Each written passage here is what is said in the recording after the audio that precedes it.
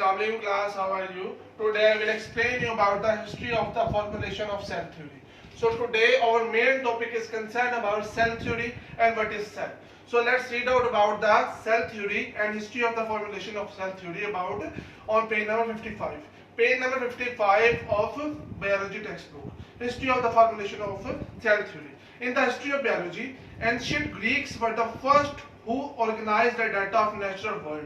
Aristotle presented the idea that all animal and plants are somehow related. वो कहता है जी सबसे पहले जो ग्रीक्स थे ना, जो ग्रीक्स ने सबसे पहले बायोलॉजी के अंदर स्टडी की और जो अरिस्टो था उसने बताया कि जो जानदार हैं जितने भी जैसे प्लांट्स और एनिमल्स वो एक ही तरह की चीज से बने हुए हैं जिसको सेल का नाम बाद में दिया गया। मैं दोबारा रिपीट कर देता हूँ कि अरिस्टो ने क्या किया, उसने ये सबसे पहले बताया कि जो प्लांट्स और एनिमल्स है ना वो दोनों एक ही किस्म के खुलियों से बने हैं, एक ही किस्म की चीज से बने हैं। उस टाइम तक जो सेल की डिस्कवरी नहीं हुई थी इसलिए उसको सेल के बारे में नहीं पता था। अब अगली बात, later this idea gave rise to question like is there a fundamental unit of structure shared by all organism। फिर वहां पे ये सवाल पैदा हुआ कि क्या कोई ऐसी चीज है, ये बातें आपके पास समझने वाली याद करने वाली जो होंगी मैं आपको साथ निशान लगा दूंगा। फिर उसके बाद उन्होंने बताया सवाल वहां पे राइज हुआ कि क्या कोई ऐसी चीज है जिसकी मतलब जो हर जानदार में एक ही तरह की पाई जाती है। ये सवाल हुआ अरिस्टो की डिस्कवरी के बाद। तो उसके बाद क्या हुआ अगली बात, but before microscope were first use in 17th century no one knew with the fundamental structure of cell. वो कहता है लेकिन माइक्रोस्कोप की स्टडी से पहले, माइक्रोस्कोप की डिस्कवरी से पहले सेल को हम दरियाफ्त ही नहीं कर पाए। क्यों? क्योंकि सेल बहुत छोटा था। आप जानते हैं तमाम जानदार जो उनसे हैं एक खुलियों से मिलकर बने जिसे हम सेल का नाम देते हैं। ठीक हो गया। हमारी बॉडी के अंदर भी ट्रिलियंस ऑफ सेल है। जो एनिमल्स है उनके अंदर भी क्या है, सेल्स हैं। जो माइक्रो ऑर्गेनिज्म है जो हमें आम आंख से नजर नहीं आते जैसे बैक्टीरिया वगैरह, उनके अंदर भी सेल है। उसके अलावा जो प्लांट्स हैं उनके अंदर भी सेल पाए जाते हैं। बात की समझ आई? वो कहता है जो सेल है ना, सेल तब तक डिस्कवर नहीं हुआ था क्योंकि माइक्रोस्कोप डिस्कवर नहीं हुई थी। 17वीं सदी तक माइक्रोस्कोप चौंका के मतलब डिस्कवर नहीं हो पाया, इसलिए जो सेल है वो भी डिस्कवर नहीं हो पाया। अब यहाँ की जो बात है ये आप लोगों ने याद करने वाली है। ये पैराग्राफ आप लोगों ने याद रखना है हमेशा लाजमी तौर पे शॉर्ट क्वेश्चन के लिहाज से और एमसीक्यू के लिहाज से। Cell word first describe by British scientist Robert Hooke. अब ये आप निशान लगा लें इन 1665। 1665 के अंदर रॉबर्ट हुक ने सेल को डिस्कवर किया। रॉबर्ट हुक वो साइंटिस्ट था जिसने सेल को डिस्कवर किया था। रॉबर्ट हुक, ये बात आप लोगों ने याद रखनी है। अब अगली बात, he used his self-made light microscope to examine a thin click of cork। उसने क्या किया, कॉर्क कोई लकड़ी का कोई टुकड़ा लिया, उसको स्टडी किया माइक्रोस्कोप के नीचे और उसने कहा कि ये सब सेल के साथ मिलकर बना हुआ है। His term has came to use as a cells। He called the compartment as cellula। उसने सेल्स को पहले सेल का नाम दिया, सेल्स को पहले सेलुला का नाम दिया। मतलब सेल की डिस्कवरी से पहले उसने जो चीज मतलब जो लकड़ी का टुकड़ा जिस चीज से मिलकर बना था उसने उसको सेलुला का नाम दिया। बात की समझ आई? बाद में उसको चेंज करके सेल का नाम दे दिया गया। अब अगली बात, his term has come to us as cells।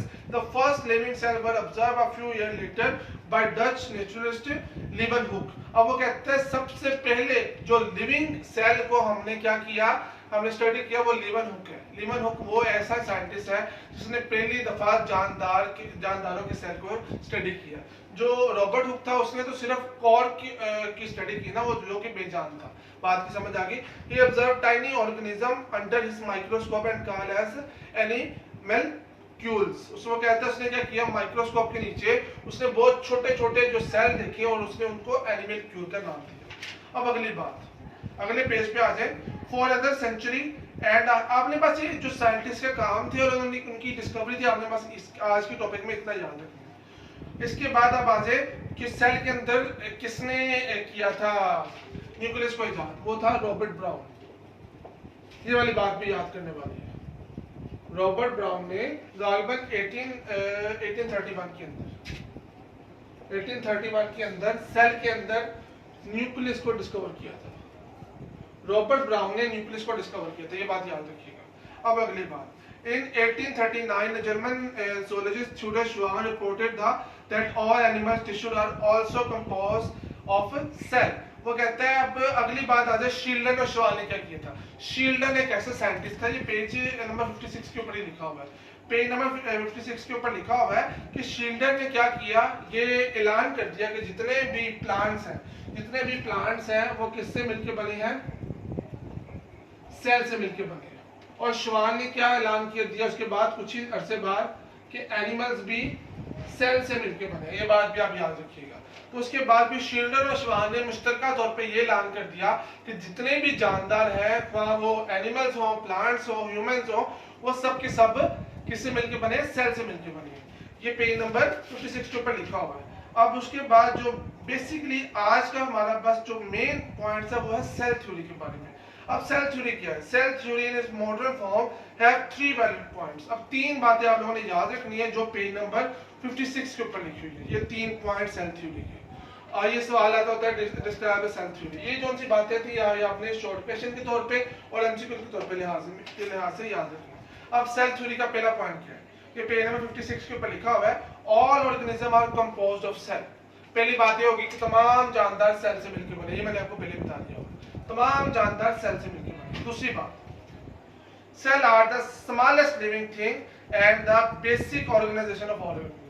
तो कहता है किसी भी जानदार की जो सबसे बेसिक यूनिट है ना, यूनिट ऑफ लाइफ, उसको सेल का नाम देंगे। दूसरी बात ये होगी कि तमाम जानदार जो उनसे उनके जो स्ट्रक्चर के अंदर सबसे बेसिक यूनिट है, जो बेसिक रीढ़ की हड्डी जिसे हम कह सकते हैं, वो सेल है। ठीक हो गया। और तीसरी बात, cells arise only by division in previously existing cell। अब तीसरी बात ये आ गई कि सेल पैदा कैसे होते हैं। सेल पैदा ऐसे होते हैं कि जो पहले वाले सेल है वो टूटते हैं, वो डेड हो जाते हैं और उसकी जगह नए सेल बनते हैं। जैसे हमारा ब्लड सेल्स है, वो भी जो आरबीसीज है वो भी ऐसे करते हैं। आरबीसीज क्या होते हैं? Red blood cells. बात की समझ आई? और सेल कैसे बनते हैं? जो हमारे मतलब बॉडी के अंदर जो सेल्स है उनका एक टाइम पीरियड होता है, उस टाइम पीरियड के बाद वो क्या होता है, टूटते हैं और उसकी जगह नए सेल बनते हैं। बात की समझ आइए? 3 बातें आप लोगों ने याद रखनी सेल थ्योरी की। कल इंशाल्लाह हम इसके आगे डिस्कस करेंगे। ओके जी, अल्लाह हाफिज़।